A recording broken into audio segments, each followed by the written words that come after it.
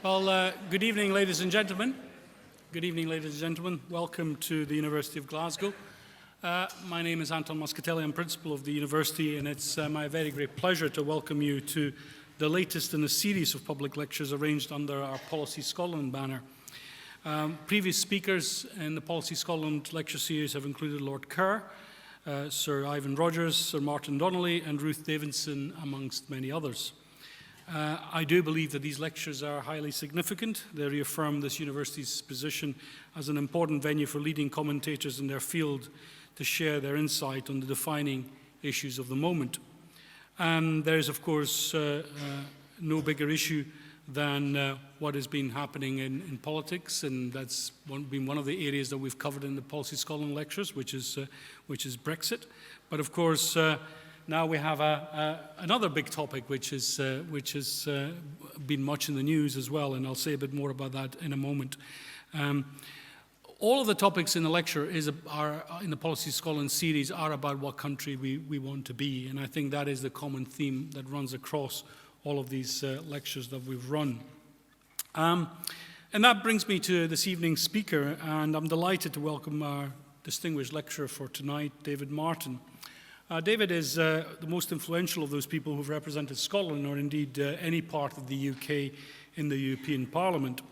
David was first elected as a member of the Parliament in 1984, and he served for 35 years in that capacity as an MEP, the longest of any UK member, and the second longest of any member from any country.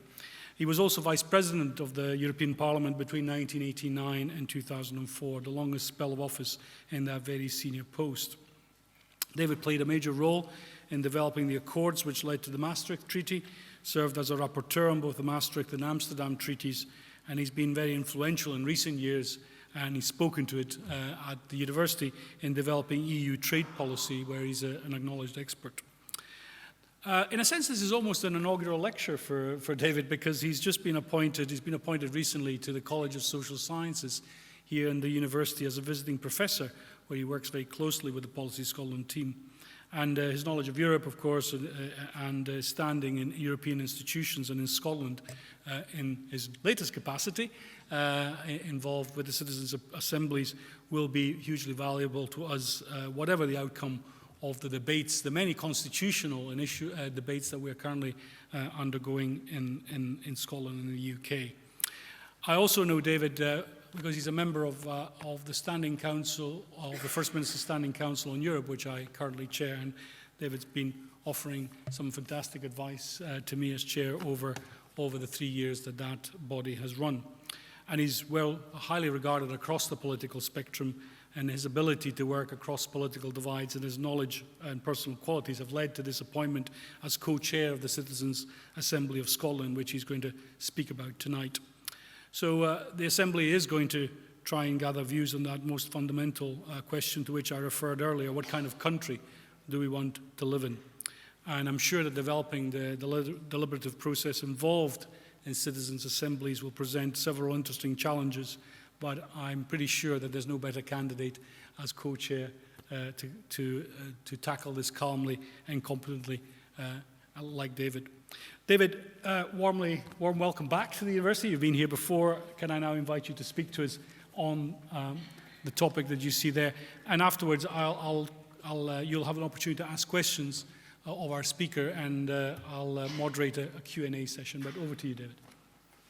Thank you very much, Sir Anton, both for your kind introduction, and thanks to you, Des McNulty, and Professor Chris Chapman for the opportunity to join the University of Glasgow as a Professor of Policy Scotland.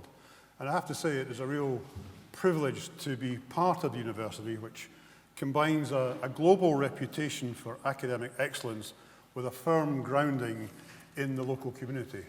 And I hope I can use my political experience to help Glasgow maintain and develop its strong links with Europe, and encourage domestic politicians to make better use of the expertise that they have here on their doorstep. When politicians lose elections, they often reach for the famous Mark Twain remark, "The people have spoken, the bastards." I can honestly say I felt the exact opposite I feel privileged to have represented Scotland in the European Parliament for the last 35 years, and profoundly grateful to everyone who made it possible, particularly the people. Of course, at the end of such a long career, it's inevitable that you compare and contrast the situation at the beginning to that at the end. When I was elected in 1984, I shared a one-room office, one fixed-line telephone in Brussels with 2 other MEPs. We had a fax machine between the whole of my political group, 180 people, no computers, no mobile phones. Today's papers arrived tomorrow, and my main way of finding out what was happening in the world was a long-wave radio, which I used to have a wander around our room trying to pick up a signal on Radio 4. And when the cricket season came, you couldn't even get the news on Radio 4 because it gave you non-stop cricket. At the end of my time in the Parliament, I had 3 rooms, 3 staff members based in Brussels, 4 computers, mobile phones, laptops, a television in my room beaming in over 600 channels from over 600 countries from every member state of the European Union, 24-hour rolling news at the press of a button. So I was much better connected to my voters. Well, actually, in my opinion, no.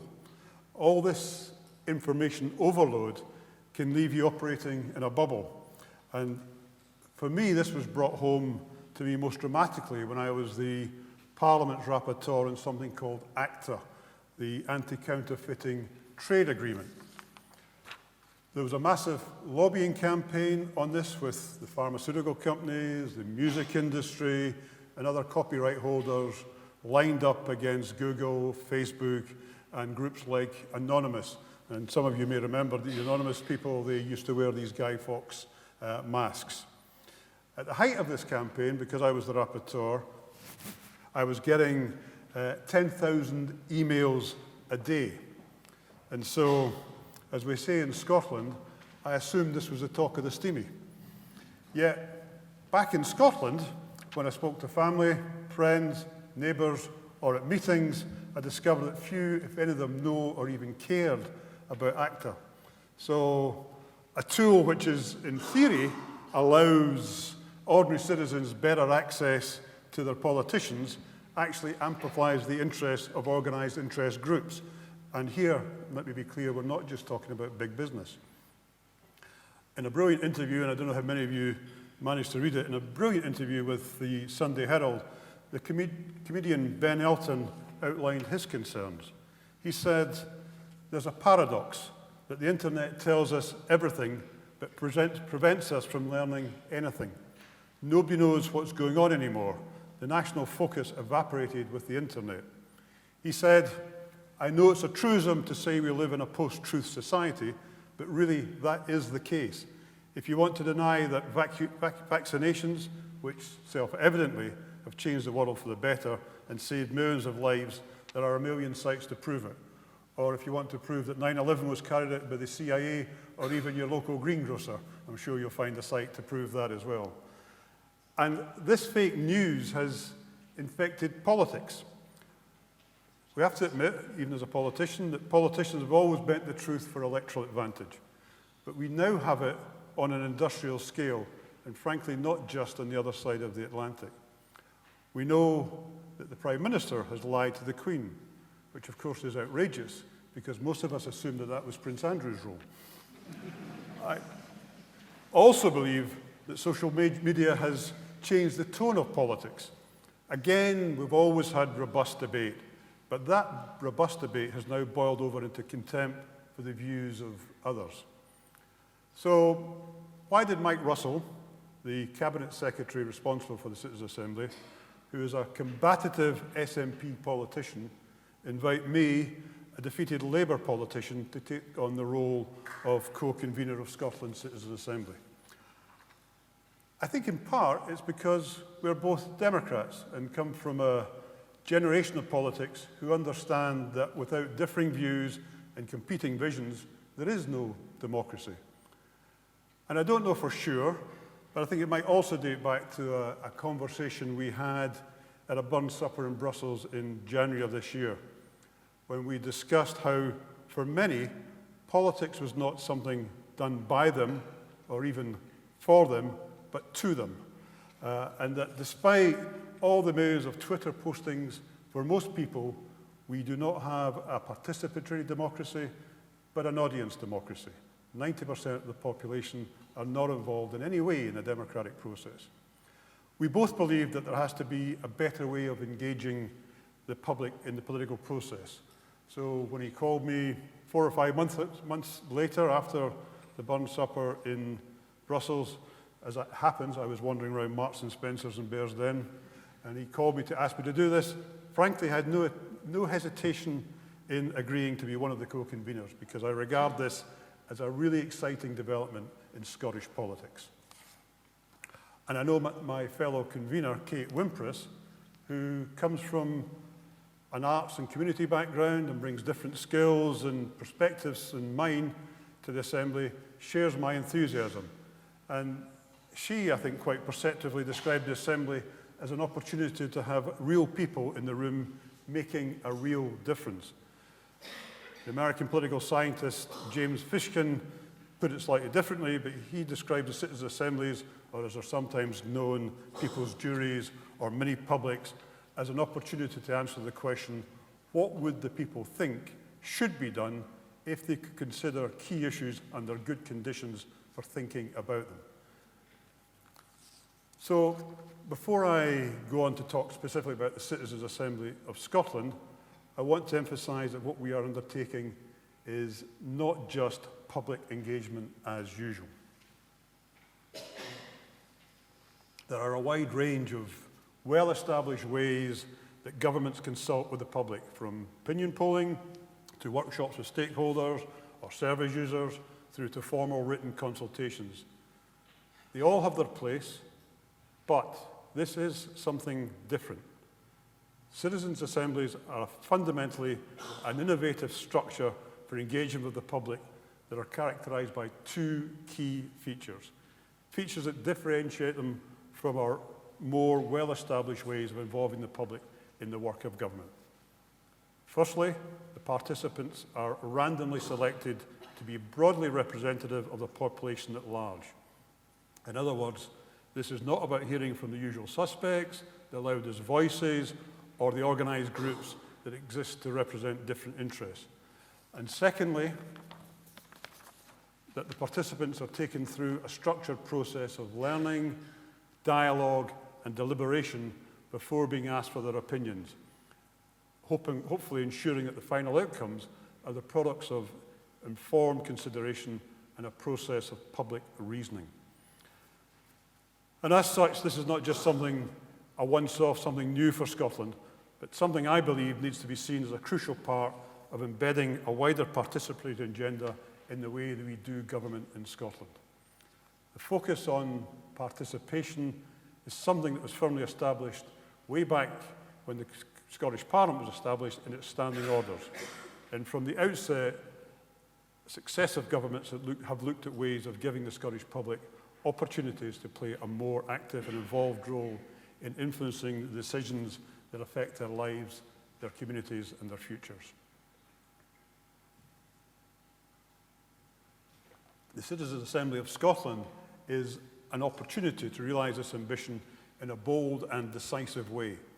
At the same time, it will position Scotland at the forefront internationally in terms of how innovative, inclusive, and participatory democracy is understood and realised in practice. So let me give you some of the theoretical underpinnings before moving on to Scotland itself. Deliberative democratic innovations like citizens' assemblies are gaining traction in the UK and across Europe at present. And many of you will have seen in recent months there have been numerous calls from politicians, interestingly, given the reaction in Scotland, from all parties.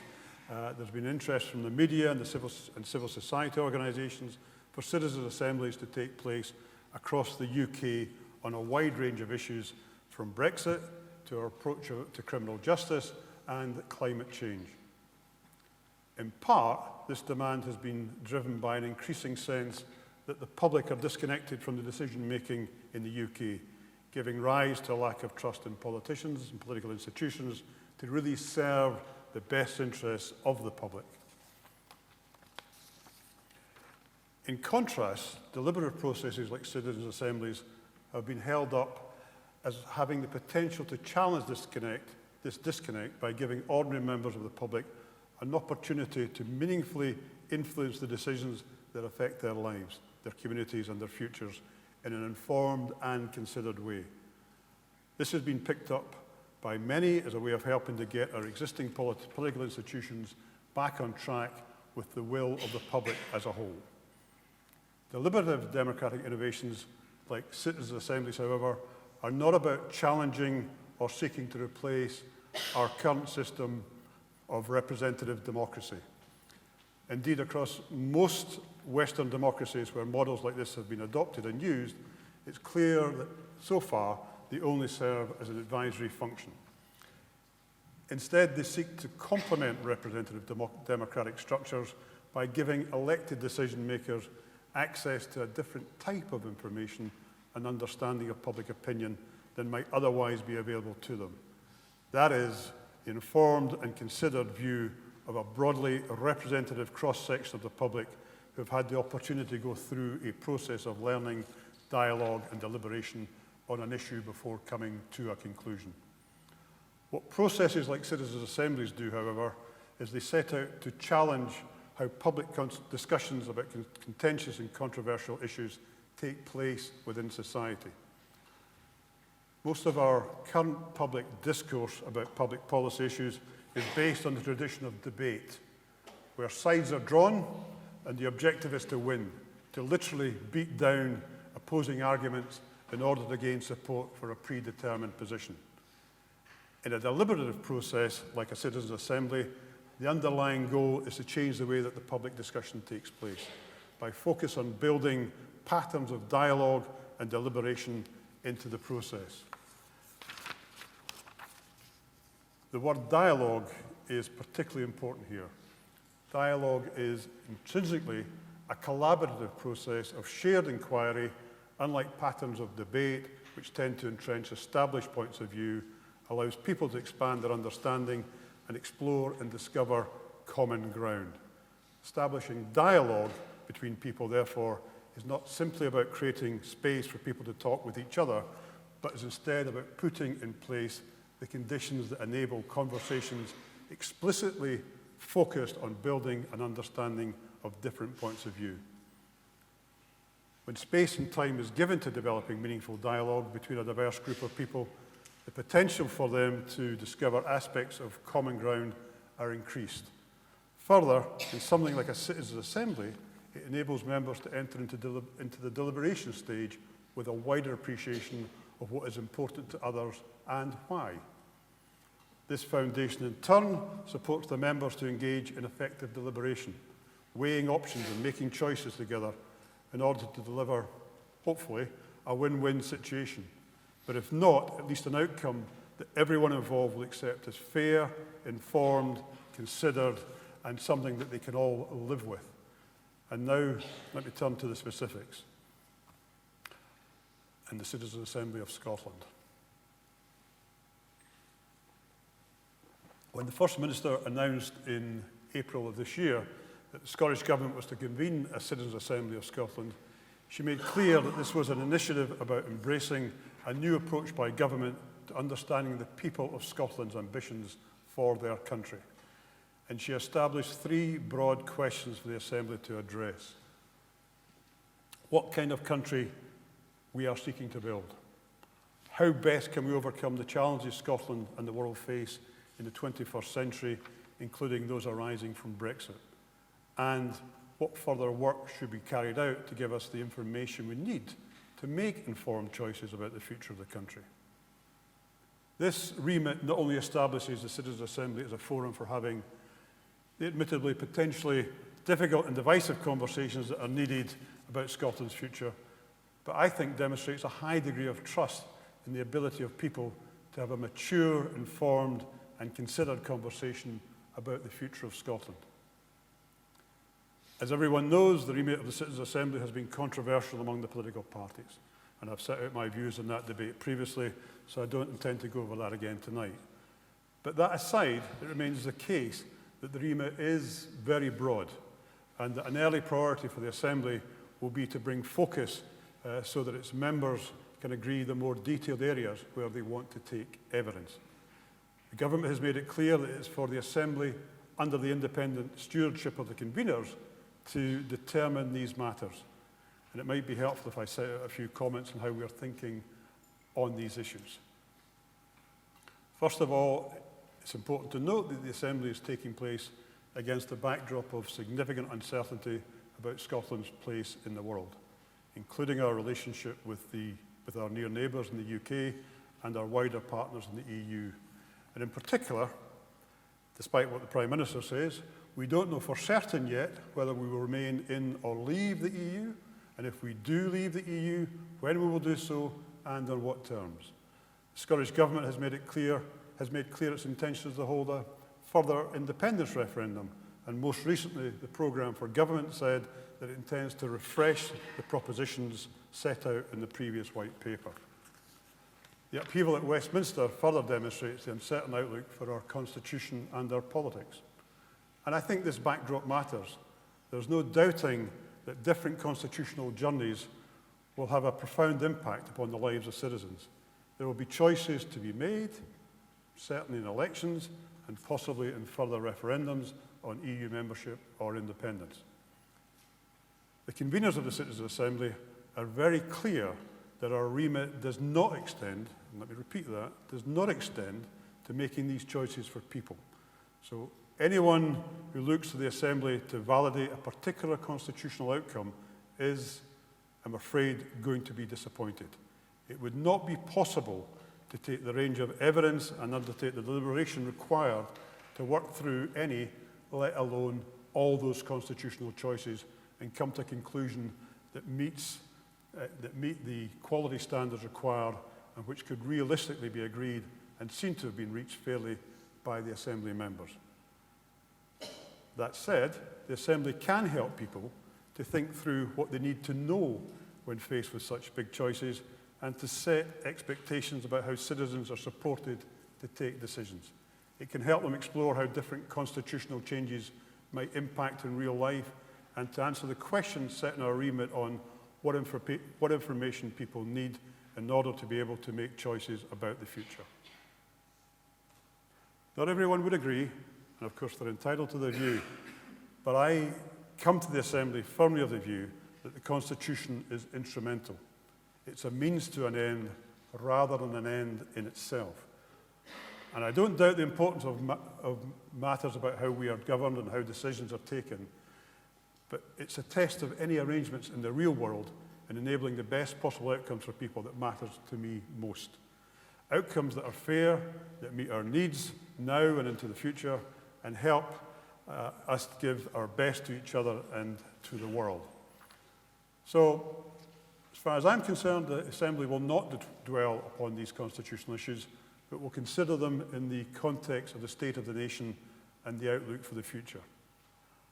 That will include presenting people with evidence, including the facts and figures presented in a balanced and accessible way, free from bias and spin, so that we develop a shared understanding of where we are and the opportunities and challenges ahead of us.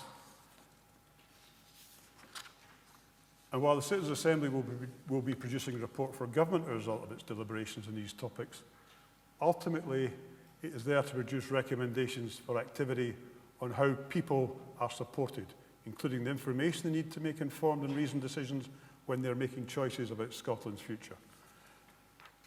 Now that myself and my co-convener, Kate Wimpress, have been appointed to lead the Citizens Assembly, we're pushing ahead with the arrangements for how to bring the remit we have been given to life.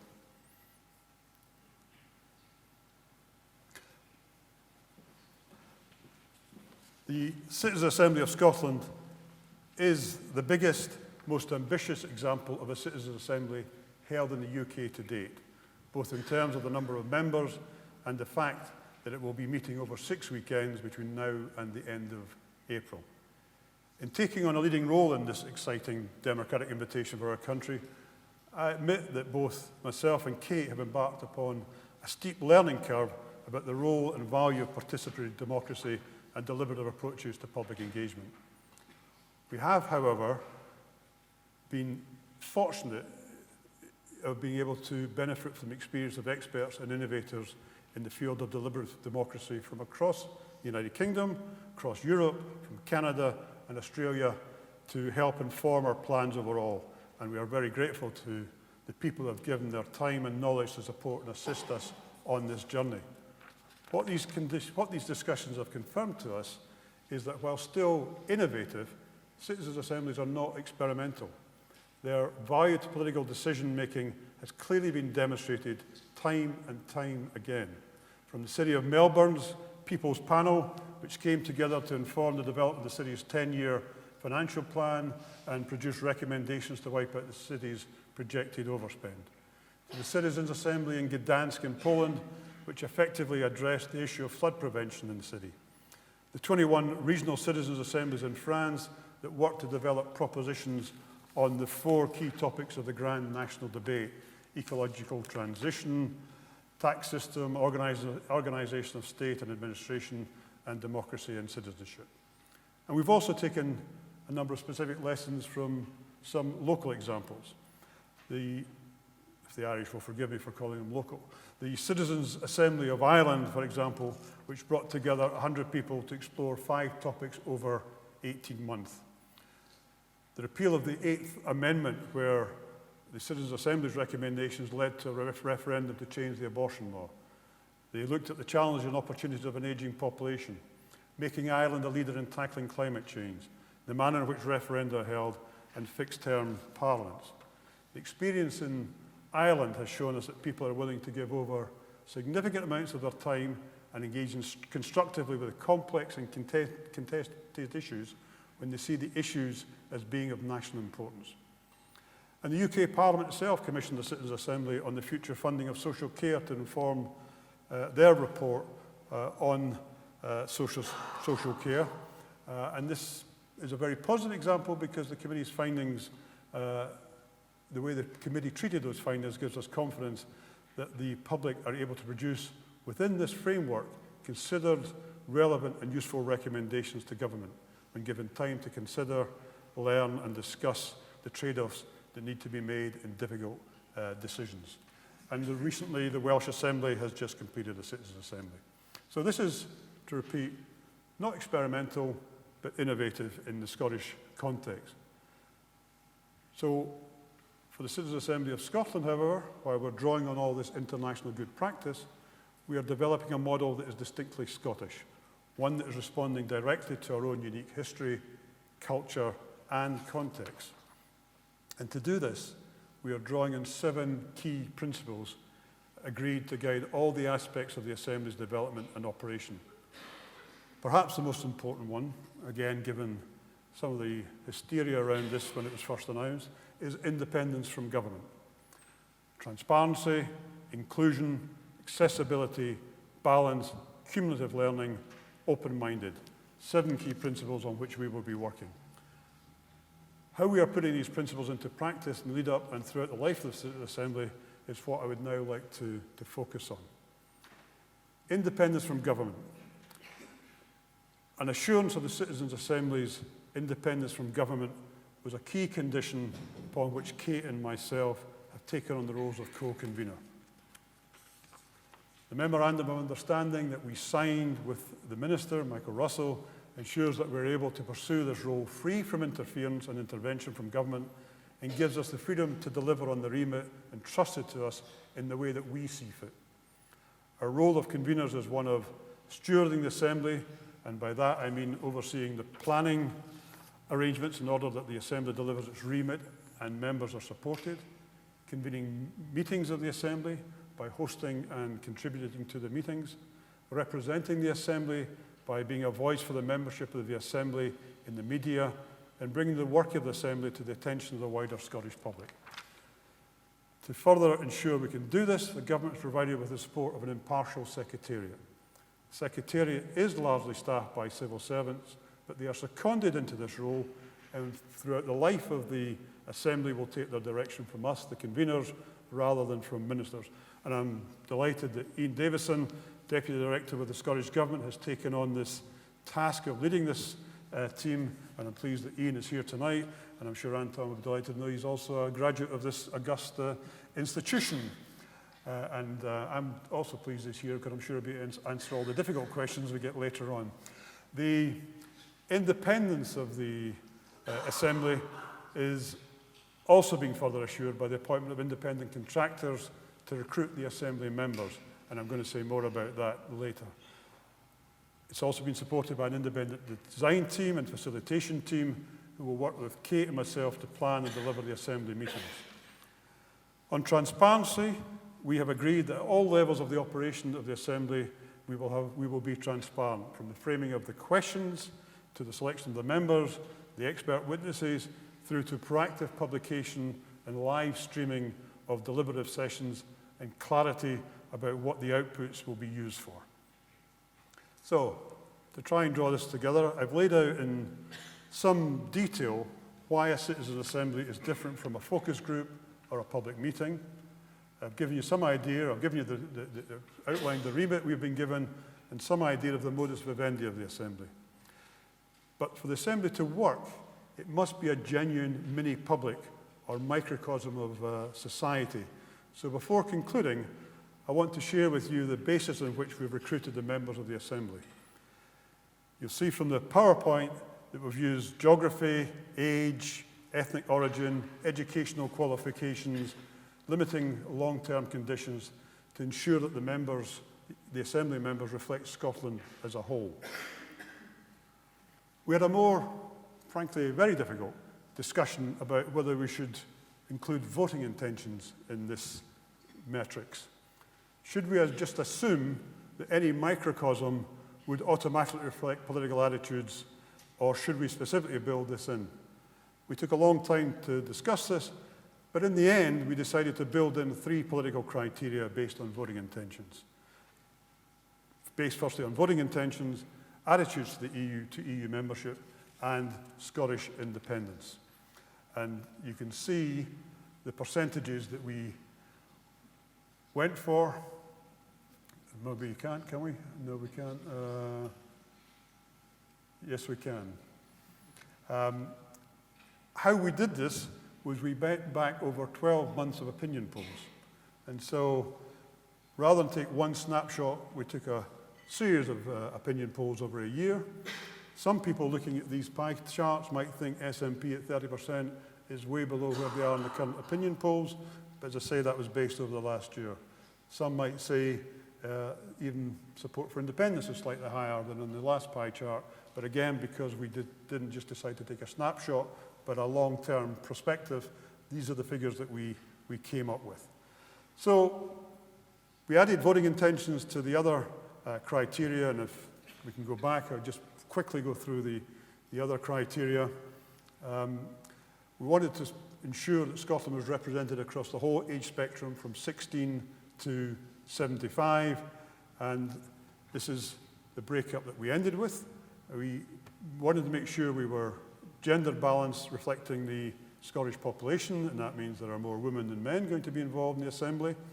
We wanted to make sure that when you had a picture of this Assembly, it looked like a picture of Scotland, so we made sure that ethnic origin is based on the actual distribution of ethnic origin in Scotland. Very important, we didn't want this to be a meeting with people self-selecting people who were experts or were very articulate. We wanted to make sure that every level strata of society was represented, so we took qualifications into consideration. And then, again, we wanted to make sure that nobody was debarred from this. So I have to admit, in passing, I was rather surprised to find that 24% of Scottish population has life-limiting conditions, but there we are. They will be represented.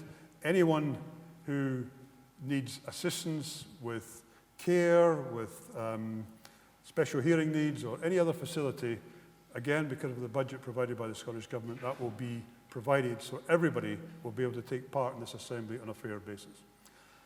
Having gone through all these criteria, when we sent the team out to recruit people, I have to say I was very worried that we'd end up ticking enough boxes, but end up finding that in order to tick all the remaining boxes, we needed a Shetland Islander without a degree who planned to vote Conservative but was in favour of independence and staying in the EU. Fortunately, that did not turn out to be the case.